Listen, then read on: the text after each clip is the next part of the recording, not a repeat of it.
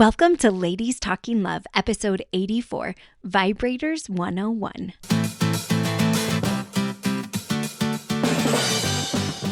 It's Ladies Talking Love, a community of women uncovering more joy and fulfillment in sex as we learn from experts and amazing women like you.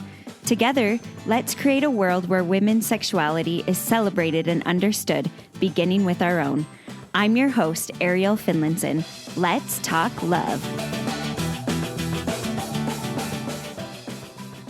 If you are hearing my voice right now, you are in for a huge treat. This episode is gold, and we are diving all into vibrators. If you have ever wondered if a vibrator might be good for you, if a vibrator could help you orgasm more frequently or help you learn to orgasm or just have stronger orgasms or more frequent orgasms, whatever your questions have been around vibrators, I think we're going to cover a lot of them in this episode, and you're going to go away with a new perspective of what using a vibrator could look like in your relationship and why you might want to try it. Dr. Sheva Marcus, a certified sex therapist, is the author of Sex Points, Reclaim Your Life with the Revolutionary Multi-Point System.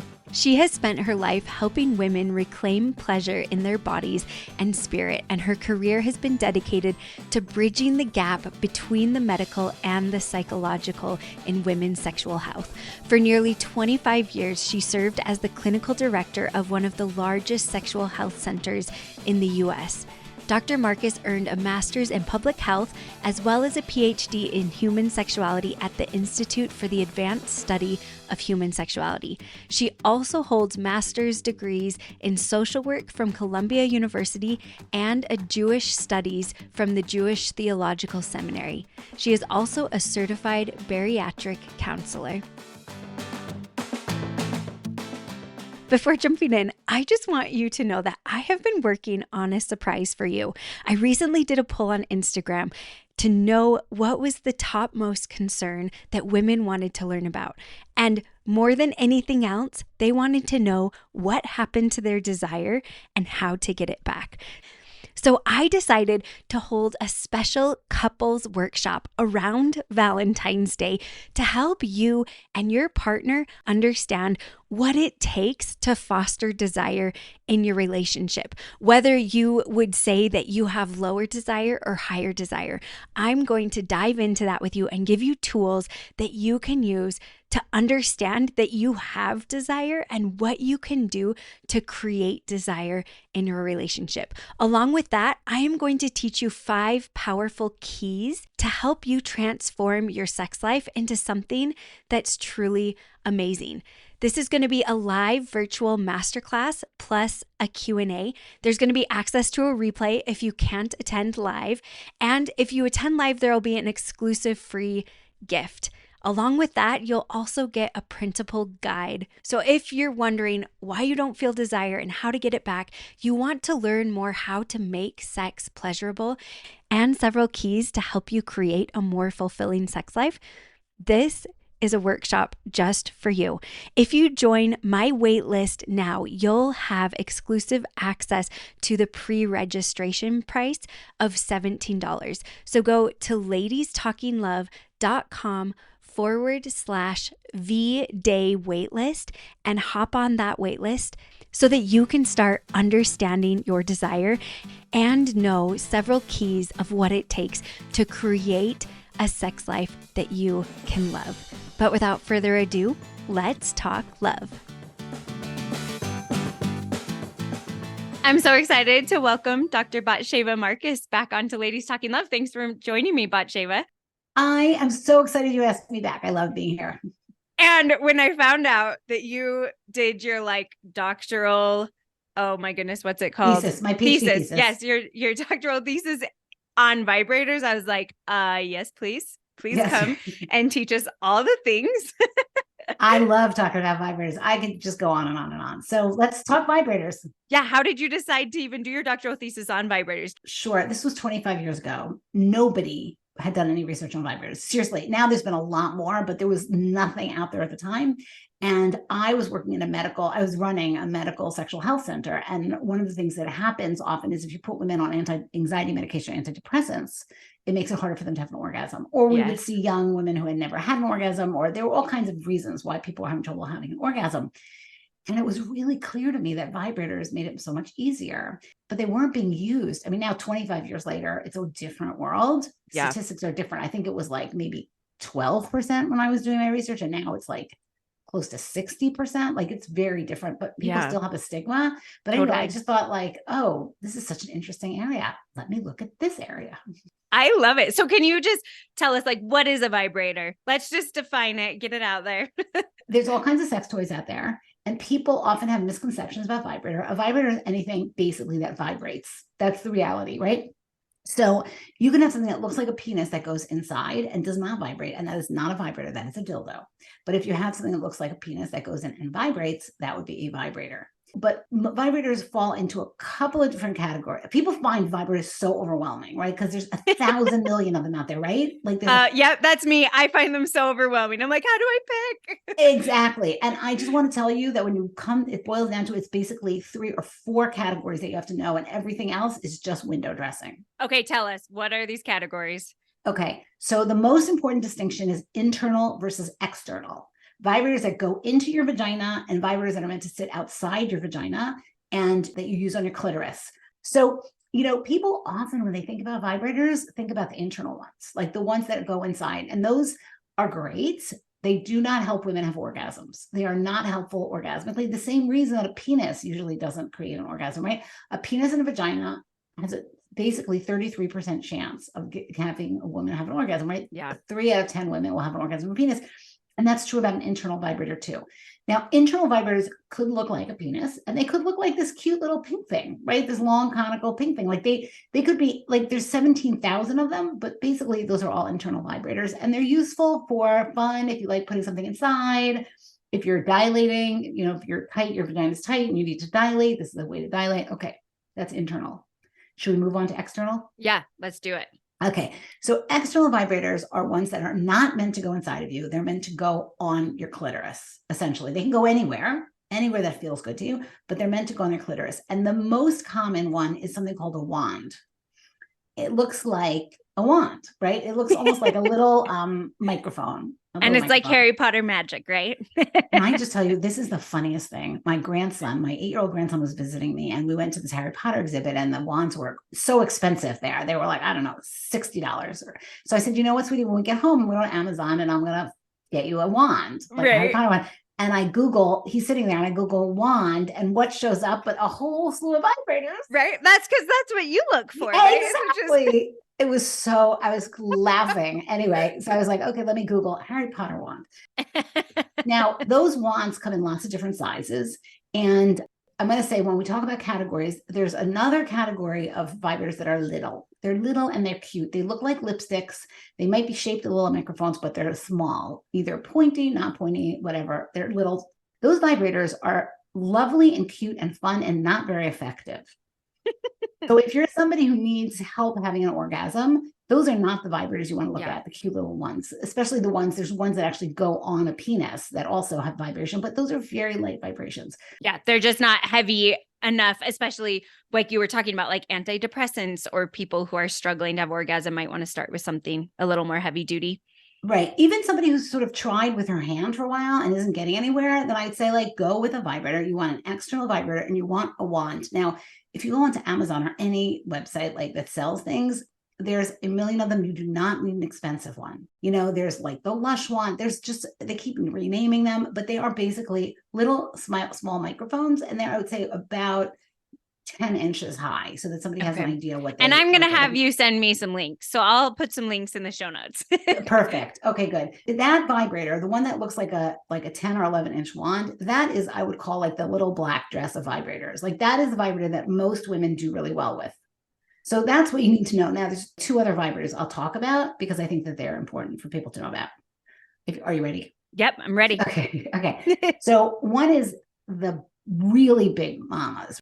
I'll call them like the Hitachi magic wand. That's the one. The Hitachi magic wand is the one that made vibrators famous. It is really big. I actually once did a TikTok video where I was using it like as a baseball bat, as a blender, as a hand blender, because that's exactly what it looks like. But it is extraordinarily strong. So if you find that you're not getting what you want from the smaller wand, although I would say most women do, really. Is there an age differential that some of them work better depending on your age? That's a great question. That is a great question. Yes, as women head into perimenopause, menopause, they often have a harder time having an orgasm, but it is so individual. Again, medications have an impact. But I would say that for most women, really, really most women, one of those wand vibrators works the best. Okay. I would just say to you, if you're still feeling like you're just not getting over that hump, maybe consider the Mega one. Perfect. Exactly. And then the last one I want to talk about is the suction vibrator. And this is fascinating to me because honestly, I was running this medical center, I had a whole bunch of staff, and we had a fight in the staff because I said that these were not going to work for anybody because they're too gentle. And one of my staff members was like, "You are so wrong, Batsheva. There's a lot of women who are going to love them." And she was right, and I was wrong. And so these suction vibrators, the one that came out first was the womanizer. And so you can look up the womanizer. Again, huge range of costs, but you do not have to go expensive. I think the $50 one works just as well as the $250 one. That just has a cute little jewel or gem in it or something, you know? And my experience is that the women who most like oral sex are the ones who do the best with these suction vibrators. They're just a very different sensation than the vibrating one. Oh, that is so helpful because it is so hard when you have so many choices, but to just kind of split them into those categories of the wand, the mega wand, the internal, external, and the section. Yes. Right. And then you're really good. I'm telling you, you now have finished Vibrators 101, and now you can just go on your way to pick a vibrator. And you can try all of the 4 kinds and decide what works, right? Totally. There is one more kind that jumps up a lot that really is just a fun thing if you want to try it, which is the internal and external together. Oh, with like, right? It's got like rabbit bunny ears, right? Is that what they call it? Well, originally it was called the rabbit, and it had bunny ears, and it had like something that looked like a penis that went inside, and then it had a little rabbit with bunny ears on the outside to do clitoral stimulation. Over the years, they've gotten sort of less and less rabbit looking. There's, again, 150 variations on this, and they're like pink and purple and soft and whatever, but they're really very fun also. For most women, if they're saying, you know, I really just want help having an orgasm, the wand vibrator is the way to start. If that doesn't work, yeah, exactly. Either go with the mega one or the suction, depending on whether you feel like it's more stimulation you need or less. I will have you send me a couple different ones of each of those top Perfect. 3. You got it. 3 types. Yeah. And especially with price range, because then people can decide like, okay, what is going to work for my budget? So can we talk a little bit about then? You've already touched on it, but just give us a little more background. Like, why would women want to start using a vibrator? So in most cases, there's 2 reasons you'd want to use a vibrator. One is just because you want to do a little fun and variation. You know, you're having great sex with your partner, all is well with the world, and you just think it would be fun to try an extra toy. And in that case, you just buy it. You go to town, honey, you just buy whatever you want and just play with it. But more and more, my experience is that women need more stimulation than a hand or a mouth can give them, and certainly than a penis can give them. And so they really need the vibrator in order to have an orgasm. And the vibrator doesn't get tired unless it's running out of battery, but it doesn't get tired. And most of them are chargeable. And yes, absolutely. You should maybe have a backup, but yes, absolutely. Right. I feel like a vibrator gives you much more sustained and regular stimulation than a hand or a mouth can, which gets us into the whole subject of partners and how partners feel about this. Yeah, which we are going to talk about next. So I say most women will want a vibrator because we know the statistic. 3 out of 10 women will orgasm from intercourse, from a penis and vagina. 70 to 80% or 7 to 8 women will have an orgasm from a hand or a mouth, and 95% will have one with a vibrator. So it makes sense. It's just the way to have an orgasm when you're having sex. Like, it makes it easier, it makes it more fun, it makes it less stressful, and often the orgasm is more intense.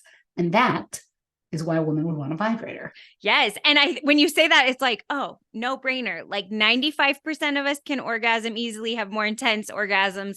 Let's do this.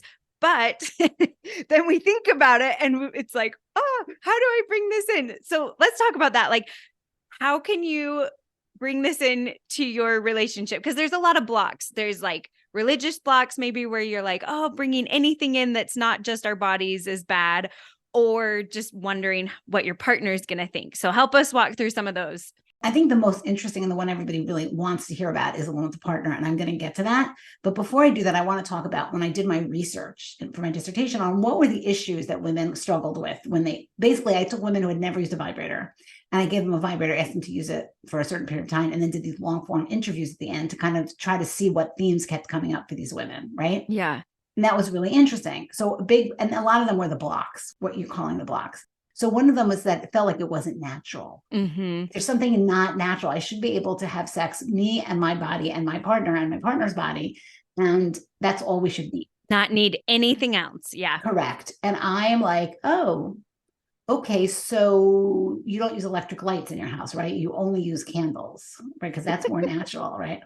Or you're not using eyeglasses, right? Because eyeglasses are not natural. You should just be able to use your own vision, right? So to some degree, I think women can understand that natural is not always the most effective way to go with things. But I think that's a hump that people have to go over, that there's nothing wrong with them if they need eyeglasses. There's nothing wrong with them if they want to see better by using electrical lights. There's nothing wrong with you if the way you're neurologically built, you need more stimulation. There's nothing wrong with you. So, but I think it's tricky, especially because our partners often don't need any extra help than just us. And so then for us to be like, but I need extra help and have to ask for it or say that I need it, Right. I can go back to the other things, but let's talk about this partner issue because that really is the one that sits. So I'm going to tell you something really, really interesting, Ariel, which is that the women were more concerned about the partner's feelings and reactions than the actual reactions and feelings of the partner. No, the partner was willing to go with the program much faster than the women often thought they would be. The women were so worried about hurting their feelings that they were hesitant to bring it up. And now I want to say to you that in almost every case, there were a couple of exceptions, but almost over every case, and I've dealt with hundreds and hundreds of women, the partners, the husbands are like, oh my God, this makes my job so much easier. My hand and my mouth get really tired. And it is so much fun to watch her get really turned on and have an orgasm. Yeah. Like, I love that. So I'm not saying it doesn't take some like education and some getting used to, but for the most part, by and large, the men were fine with it. It was getting women over the hump of somehow talking to the men about it. Yes. I have this one page and I always refer to it. This had to be like, I don't know, at least 15 years ago, maybe longer. And this was a woman who was, 53 years old or something. And she'd been married for 30 years. This was a really sweet woman. And she came in to see us and she had never had an orgasm. And so we worked with her with a vibrator and she couldn't have them. And she said, there's no way I could tell my husband. She'd been faking orgasm for 30 years. And she's like, there's no way I'm going to tell him that I haven't been having an orgasm. And now I can have them with this vibrator and I need to use this vibrator, right? Like this, that's the classic story, right? So, there have been some cases with people where I work with them to sort of, massage the story. Maybe I have kind but these are better orgasms, there's like, slow. But in this case, she was like, there's no way I'm going to tell him. I'm never going to tell him. He was like this very conservative. I think he was a mailman. Like there's no way he's going to do the program. Anyway, she comes in. We talked about it a few times, different ways to talk about it, whatever. She had to make that decision herself. She comes in for an appointment and she goes, it was crazy. I told him. He was so upset he didn't speak to me for 3 days. And then she said, he comes home and he says, let me see it. At that point, she didn't even know what he was talking about, right? It was 3 days later. So she's like, let me see what? And he said, that toy that you were talking about. And so she pulls out the vibrator and she said, we have been having the best sex of our entire life since then. Oh, I love it. I know. It was such a heartwarming story. And I have to say, I had this other patient who was like, 83 years old and a bird watcher. Like I love this woman, loves her so much. And she just wasn't having orgasms anymore. It was very hard to have them. And so she started with the vibrator and she loved it. And her husband had to get used to the idea too, but he ultimately loved it also. And again, it made his job so easy. It was so fun for him to watch her. And, she laughed. She said they had been in Italy and they came home and he was like very, very distracted with putting all the pictures into an album. And she was feeling very neglected. And so she took the vibrator and she put it on the pillow. So when he came to the bedroom, the vibrator was on the pillow. So he got the hint. I'm like, if my 83-year-old client can embrace this vibrator use, you can too. You can too. Oh, I love that. I want to meet her. That is so awesome. So can you help us with two things? So you talked about most men are on board. It's just this issue of education and having us bring it up. So that's the first thing I want to talk about. What type of education? What do you go and talk with your husband about to get on board with the vibrator? And then after that, I would just love, I know it's more rare, but if one of the partners does have an issue bringing in a vibrator, what were some ways to troubleshoot that? Okay, great. I think those are great questions. So I think the really important thing, and this I have sometimes when I'm seeing couples, right? Of course, I have a little bit of gravitas because people sort of trust me. So like, I can say, listen, only 3 out of 10 women orgasm from intercourse. And you see these men's faces because I know, because either they never even paid attention or their partners let them think they were having an orgasm or any number of things.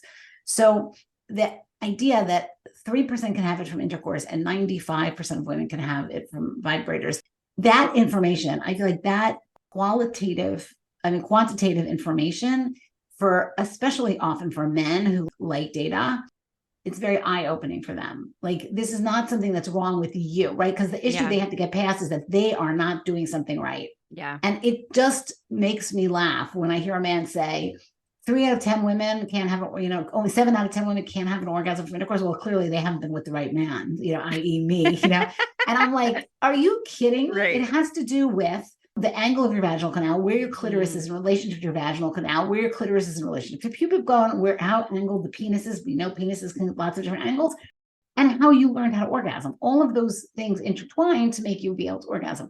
So when you talk to men, you have to talk to the women. The women have to get to a place where they feel confident about it. Because the point when they're feeling like, oh, maybe there's something wrong with me, and maybe I'm like not okay, then it gets presented to the men, and then men start hearing it as, I'm not okay, right? I'm not a good enough lover. But if your perspective walking in is, this is the most normal thing in the whole wide world, and 60% of women are using vibrators, and 95% of them can have orgasms easier with a vibrator. This is so normal, and I want to do this because it's going to give me more pleasure and it's going to make me want to have more sex with you.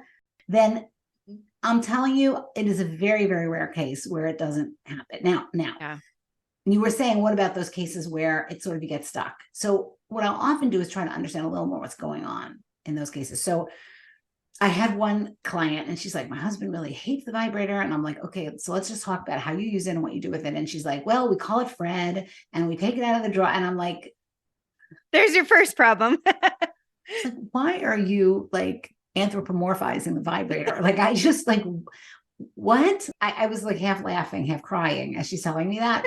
So like, well, maybe we could start with not calling the vibrator a male name. Yeah. You know what I'm saying? It's not a third person. I mean, if you want to pretend it's a third person, you go, that's fine, but it's not a third person. And the other thing is that this is where I feel like the external vibrators versus those nifty ones that go in and out make a big difference. Because once a guy feels like you also have something going in you, sometimes it feels like, well, then what do you need me for? Yeah. And I think that part of the education is that these vibrators are not meant to go inside. They're meant to go outside on the clitoris in a place where the guy's penis isn't reaching, and his hand or mouth may reach there, but it just may not be enough stimulation. The other thing is that we have this weird, like when you talk to people about their scenarios of their sex life, often they'll get together, they start, fooling around, kissing, touching, doing whatever they're doing. And then they'll immediately go to intercourse. And then when the guy ejaculates, he's done. Yeah. That's when sex is over, right? So this becomes an education that a sexual encounter should involve an orgasm for both the man and the woman. That's the education. Once that happens, then whether they're using the vibrator before, after, it doesn't have to get used during intercourse, that the vibrator is used as part of the entire thing, and that she may have an orgasm before, she might have an orgasm after, she might have an orgasm before and after. Yeah. You know what I mean? And that the vibrator is just another tool for part of the whole sexual activity. But Ariel, and this becomes really, really key, that means us really accepting and educating and sort of keep making the point that sex is not intercourse, that those are not synonymous, that sex and intercourse are not synonymous. Because as long as you think that sex and intercourse are synonymous, it's really hard to move out of that paradigm. Amen. It's so true. Right? And do you find that with women? You find that women often? Totally. And even from my own experience, like for years, it was like, what's wrong with me? Because I can't orgasm through intercourse. It's like, what is going on? And the minute you can kind of separate that definition and realize, oh, this is about the whole experience. It's for both of us, and it can be before, after intercourse. It changes everything. It changes everything. And I do feel like men get there. Like it's just, it is a re-education process. And I will say something to the women listening who are like afraid. It may take more than one conversation with your guy. Often guys will need more than one conversation, right? They will need kind of to sort of think about things. And to be fair, when you've been thinking about a vibrator you've been watching and looking and researching, and then you've come to the conclusion, to expect them to get on board like that is not really fair either. Yeah. So sometimes it's a matter of saying, listen, I've just been doing some research, and I've been struggling having an orgasm when we're together, and it feels to me like a vibrator might be helpful. So I'm doing some more research on vibrators.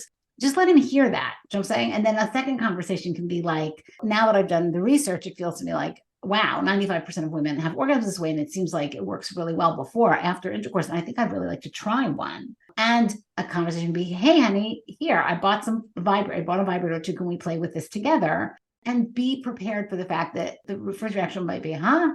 But that's just because they haven't thought about it. Yeah. What makes this really complicated and poignant is that talking about sex is so raw. We're so vulnerable when we talk about sex, right? It's so, so hard. And so any kind of rejection, no matter what, even if you're not being rejected, your vibrator's being rejected, it feels like so personal. But I'm going to tell you that, like, if you go into these conversations with the knowledge that it may take a few conversations, I have almost never seen it fail. And can we dig into that a little more? Because I love you brought that up, that it's just so raw to talk about sexuality and vibrators and sex, just because it's about sex. And that's like the most vulnerable place we can go with our partner. And especially, I wanted to touch on if you've been faking orgasm, right? Because I think a lot of us may have fallen into that, where we didn't understand that sex was more than intercourse, or we didn't understand that we had the potential to orgasm before and then have, just so many different ways. So how do we talk with our partner if we're like, we've been faking and we don't want to anymore? Right. And so often women just want to make their partner happy, and it's important to their partner. And so they just pretend. Yes. It's funny, as a therapist, I will very rarely say, like, do you fake an orgasm? I'll say something like, does your partner think you're having an orgasm? Because for a lot of women, they're not sort of actively lying. They're just, letting him think. They're like moaning and groaning, and then letting him think what happened. Yeah. This is so fascinating to me. And I see this constantly with my clients. We think that the longer you're with somebody, the easier it gets to talk about sex. And that could not be further from the truth. It's so fascinating to me. When you're early in a relationship, often you'll be like, oh, let's try this. Oh, like, not always, but very often you'll find that you're willing to risk things that you're not willing to risk 20 years into the relationship, or 7 years into the relationship, or 10 years.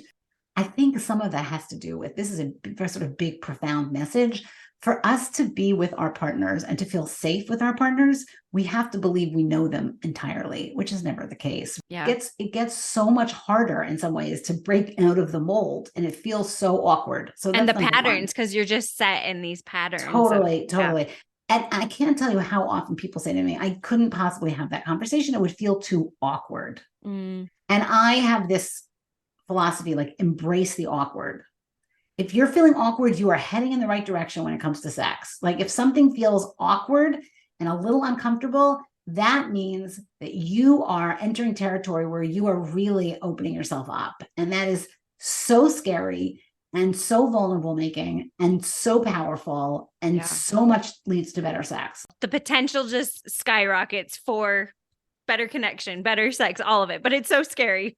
Right. Even if you try something new and you end up laughing together, even that, embrace the awkward. Couples have this idea like, oh, things shouldn't feel awkward anymore. Like, we've been married 20 years, awkward is bad. I'm like, no, actually, the sex in the early days was often much better because it was fun and it was exciting and it was like new and it was a little bit scary and it was a little bit unknown and you weren't sure about the reaction. And that is, you don't have that anymore 10 years. But you can, if you're willing to sort of embrace the awkward.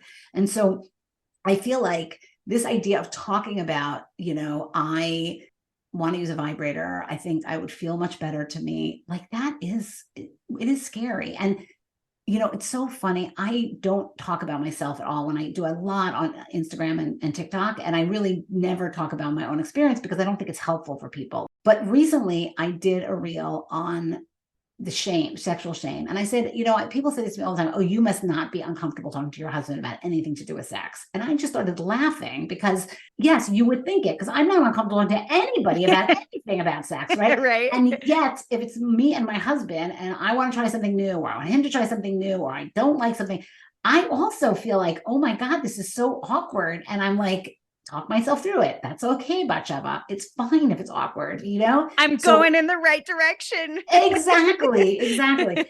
So that's what I say. But then I'm happy to also talk about this faking orgasm. Yeah. Yes, please give some help. Cause that is because we don't want to hurt our husbands. Like most of us have been letting them think or pretending because we want them to feel good. And so bringing it up and it's going to hurt them. That is so scary. Right. Like that was the story of that woman who's, 32 years. So here's the direction I often will go. There's different options and you can kind of pick from option A or to option B. So with my clients, sometimes I'll have them say, when I was meeting with Batsheva, it feels to me like maybe what I was having was not actually orgasms. Like it felt really good, but maybe it wasn't orgasms. And I'm using this vibrator. Now I'm realizing what an orgasm actually is. Mm-hmm. That feels much less threatening. Yeah. Yeah. Another way to go is to say, I think I've been having like little spasms, but I feel like I could have a much more intense orgasm. And then over time, sort of coming more and more clean. I'm a very big believer in honesty. Like I feel like honesty in relationships is really important, but I do think it's okay to sort of slide into honesty sometimes. You don't have to like hit them over the head. And then, there is always I feel really terrible because I feel like I've been leading you to believe I've been having orgasms. And that's because I love you so much. And I really love our sex life and I really enjoy it, but I wasn't having them and I felt too much pressure to have them. And I felt like it would make you feel bad if I didn't, but now I can have them. And you want me to show you how. Yeah. I like that. I think it's going to be hard no matter what. And leaning into the discomfort is the potential to open up a deeper connection. So I think, and I love that you brought up that you still struggle too, because sometimes we talk on here and it's like, oh, they've got it so easy. It's like, no, we still have to lean into the discomfort. So just talk yourself through it. It's totally true. Maybe we should have support groups for women who want to use vibrators and don't know how to talk to their husbands about it. It's like, I would love that. Yes. No, it's a great idea. It is a great idea. I'm like, we need it for all the things. Like that's one thing I've wanted to do is like, let's make a community where we can troubleshoot and ask questions, right? Yes, like, it's a great idea. One thing I wanted to cover too is what is the learning curve for vibrators? We get it. We try it once. What if it's like, I don't know how to use this thing. Can you help us kind of figure out like, how do you learn to use it? What's the learning curve? So I will often suggest that people start using it by themselves rather than with a partner, just because it takes the pressure down. Assuming you started with a wand, which is where I'll tell people to start, I will often say, just give yourself 10 or 15 minutes. And you want to start it not on your clitoris, because it's like, you don't want to stick it right on the clitoris. Like that's just a lot. So you want to use it sort of on your leg. You want to start seeing what other parts of your body it might feel good on. That could be your neck. That could be your breasts. That could be your thigh. And slowly you move it up your thigh towards your vulva and towards your clitoris. You can try it with your underpants, your panties on the first time, because sometimes, again, it could be and you just want to be kind to yourself and your body and sort of see what feels good. Yeah. And don't put pressure on yourself to have an orgasm. Just know, because your body will start to feel like it will start to tense up. The blood will start coming to the area and it will guide you. It will tell you, I want you to use it a little bit more. I will say that women will often talk about the first orgasm they have, especially if they've had trouble. They're not 16 years old, right? They're not 12, right? They've had trouble. They haven't, and they sort of feel like they're about to have an orgasm. And then something happens. And the first one doesn't always feel pleasant. It kind of feels like it's ripped out of their body. Mm. But your brain all of a sudden goes, oh, that's the neurological pathway you wanted me to find. I can do this again. And then if you repeat it, it starts coming easier and easier. Which I think is so crucial to realize, like, the more you have orgasms, the easier it is to have them, and to realize that not all orgasms are created equal, right? Totally. Absolutely. I think that's a really good point. Some of them can be wild and crazy, and some of them can be gentle and, pulsing. And there's some women who have orgasms that I call subclinical, that actually don't feel like the orgasm that most women will describe. They feel like they're more and more and more turned on. Something happens and they're done. And sometimes they're feeling disappointed by the fact that they're not having these like big things. But the fact that they're done means that their body's going back to rest. The blood is returning to their body. The neurological status is going back to the way it was. And that's fine also. So if you're one of those women listening, I call those subclinical orgasms, and they're fine. You don't end up being frustrated. You don't get anything upset. I know you're listening to the fact that there's women who say that they're jumping up and down and shaking, but I wish I was 6 feet or 5'5". I wish I was even 5'2". We just, all of us are just built different than other people. Yes, totally. Can you help us then, as we're kind of wrapping up, what are some tips for integrating vibrator use into a partner's experience? Because I think that can be so helpful to be like, okay, I want to try vibrator. Let's be open about this. Are you okay, husband, if I just kind of learn by myself, because I'm going to feel pressure together, and then let's bring it in? Like, how do you go about integrating it into a partnership experience that can be like new for both of you? Yes. The first thing you do is you do not call it by another male name. Yes, check. Okay. So what I would do is one of two things. Either, and this has to do again with how willing you are to be vulnerable. One way is to say, I want you to see how I'm using it on myself. Because in the best of all possible worlds, that's the best way to do it, right? Yeah. And in a lot of cases, you will always want to use it by yourself, because he might use it on you and it might feel really good. But to get to that orgasm, you don't want to be saying, move it to the right, move it to the left, right. Move it to the right. So you just want to use it. So what you can do is say, here, I'm going to use it on myself. Or there's two options. I'm going to use it on myself. This is the better of the options if you can get there. And if you can't, then I'll give you option B, which is it's fine also. Option A is I'm going to use it on myself. And while I'm using it on myself, I just want you to watch, and I want you to stroke me, and I want you to kiss me, and I want you to touch me, and I want you just to be there or murmur to me. I want you to be watching how I'm using it. And I want you to be making this whole experience really special for me, different than when I'm doing it by myself. Yeah. And okay. Option B, if that just feels too like exposed, is to say, listen, I'm going to give you the vibrator, and I want you to just use it on different parts of my body to get started with. And then I want you to slowly start using it on like the less erogenous zones. I want you to use it on my back. I want you to use it on my neck. Then I want you to start rolling up, my thigh. And I want you to sort of gauge my reaction. And then you can be talking to the person and say, can you move it up a little bit, keep it where it is right now, and let's stay there and let's just do it. But I think the most important thing is for you to communicate to your partner, I want to use a vibrator because the stimulation is great, but I don't want to be having sex with the vibrator. I want to be having sex with you, and you're talking to me, and you're saying things to me, or you're telling me a story, or you're saying hot things to me, or you're stroking my breasts, or you're kissing my breasts, or you're stroking my leg at the same time. Those are just as important as the vibrator. And so that is how I want to bring the vibrator in. I love that. Yeah. And just to keep the conversation open too. And like, maybe you're going to start with option 2. And then as you get more comfortable, you can go into option 1, I think totally. There's so much that we can keep leaning into discomfort. And the thing to also realize is that men's physiological reaction to them are also different. There's some men who love the feeling. That client who was calling it Fred, ultimately, what they found out is if she puts the vibrator sort of under her butt, it was strong enough for her to have an orgasm, and he loved the feeling of it. Now, I also have men who say it numbs me out. It's too much stimulation. So you're going to play with it and sort of explore together, like how do you use it and what feels good. Yeah, that was one question we had. Are there vibrators that are good for men as well? Or are they mainly help women, and it can like enhance men's experience as they feel vibrations as well?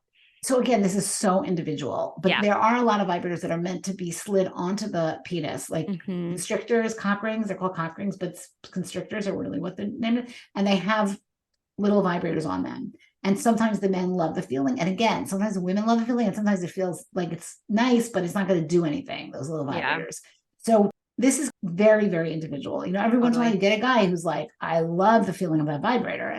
But I would say for the most part, most men would say it's a little bit too strong for me, the same vibrator for a woman. But if he's inside and she's using it, let's say he's coming in from the back and he's, inside of her and she's using the vibrator, he might love that feeling. He might hate it. So this is just where the communication comes in. And to decide too, like you can decide, okay, we're going to focus on the woman. She's going to go first. And then I'm going to come inside. Like you get to figure it out together, how it's going to work and what you want to do. Correct. And every time could be different. Yes, totally. Right. Exactly. Like the guy could say, oh, I really, really want to watch you come because it's really a big turn on to me. And then we're going to have intercourse, or then you're going to, use your mouth on me or whatever it is. Or he might say, I really, really want to have intercourse. She'll have the orgasm afterwards. You know what I mean? It's really very dependent. Yes, totally. And I was reading some research in my master's program not very long ago. And it was just so interesting how it was talking about all the women, and all these women were like, I'm scared to ask for clitoral stimulation or to self-stimulate. And all the men were like, I want her to ask. I want her to show me. I like seeing what she likes. And it was just so fascinating that we have like these totally different views of what we are both thinking. That is exactly. You just echoed exactly what happens with the vibrators, right? The women are hesitant to ask the men because they think the men will be offended. And the men are like, whoa, I want to watch her get turned on. Yeah. That's so hot to me. Yes, I totally agree. This has been so awesome. Is there anything that you would add, just like for women who are thinking they may want to try a vibrator? What would you tell them? Where's a good place to start? Let's just kind of summarize and bring it all together. Okay, I want to add one more thing, which we didn't talk about. One of the issues that comes up a lot is noise level. Women, especially with kids, are afraid that the kids are going to hear them. Seriously. And vibrators get much more expensive as they get much quieter. But one of the things I've discovered works really well for women, so that calms them down. Turn the vibrator on, leave it on your bed, leave it under your covers, and leave the room and close the door. Do you hear it? No. Take the vibrator, put it on top of the covers, and walk out of the door and close the door. Do you hear it? No. If you actually try it and see what happens, it makes you feel a lot better about the noise level. Or you can spend like a lot of money, get a very quiet vibrator. But for the most part, they're not terribly noisy and they're fine. And so I'm going to say to you, do yourself a big favor. Any woman listening to this, go to Amazon or, any of these shopping things. You don't have to go to a sex toy store, although that could be fun also. Go in there and buy a low-end, mid-priced wand to start with. You do not need a $65, $150. The $30 wand will do just great to start with. Get that. If you want to try the suction because you think it'll work better for you, get that. That's your starting gambit. Yeah. Play with them, bring them into your relationship, have fun with them. And then if you want to try all the other variations, you go, girl. Do it. I love that you talked about being nervous about the vibration too, because I've also your kids might find a vibrator and this is what you're going to do. If they find it, you could then say, what is it? You can just say, that's a toy for mom, or that's a toy that we like to use. It actually happened to me not very long ago. One of my kids was like, what is this? I was like, that's my toy. And she was like, what? You can't have toys. I was like, how many toys do you have? I can have toys. So that is something we gotta get out there too. I will tell you a hysterical story. My son, who's now 35, was probably 15 or so. He came into our bedroom and he was like a 15-year-old boy. He was big. And he came running in and jumped on the bed. And my vibrator was plugged in under the bed. And it must have been the bed pushing the vibrator must have turned it on. And all of a sudden we hear on the floor where I had left it. I don't know why I was on the floor. There was this moment of stunned silence. My husband looks at me. I look at my husband. I start to crack up. My son looks at me. I said, honey, that's my back massager.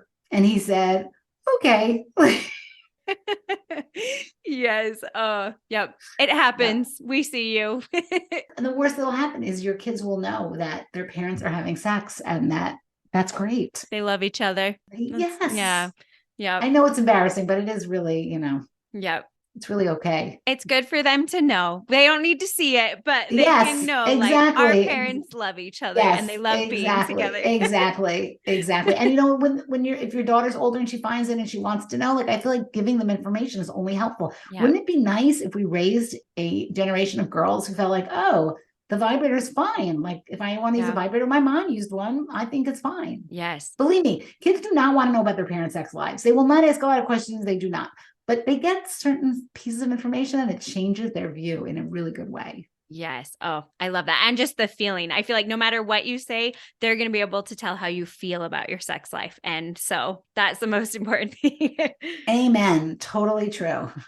This has been so great. I'll have you send me those links and I'll have them in the show notes. So if you want some vibrators to look at to know where to start, Batsheva is going to hook us up. So thank you so much, Batsheva. This has been awesome.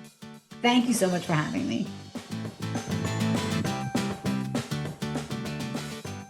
Okay, how can you just not love Bot Sheva? She is one of my favorite people, and one day we are going to get together and meet in person. She brings so much energy and hope and fun, especially to this topic that can feel intimidating at times. How am I going to bring up a vibrator to my partner? How are we going to integrate this into our sex life? Is this going to be helpful? I don't even know what to get or where to start. But now in the show notes, you have access to all of those links that she shared with me to try out these different types of vibrators. Whether you're needing to learn how to orgasm or you already know how, but you want to have more frequent orgasms or stronger orgasms or just try it out, you now have access to fantastic links and information about how to bring this up with your partner, how to work on learning how to use a vibrator and what type of vibrators you might want to try.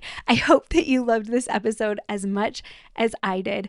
And don't forget to go to ladiestalkinglove.com/VDay waitlist to join the waitlist for my exclusive couples workshop so that you know how to ignite desire and deepen connection in your marriage. As always, thanks for talking love. Thank you to all of you who listen and join me on this journey, and to our Ladies Talking Love team who make the podcast possible. Thanks to our sound wizard, Kimberly Demers, and our miscellaneous task whiz, Melissa Havertz.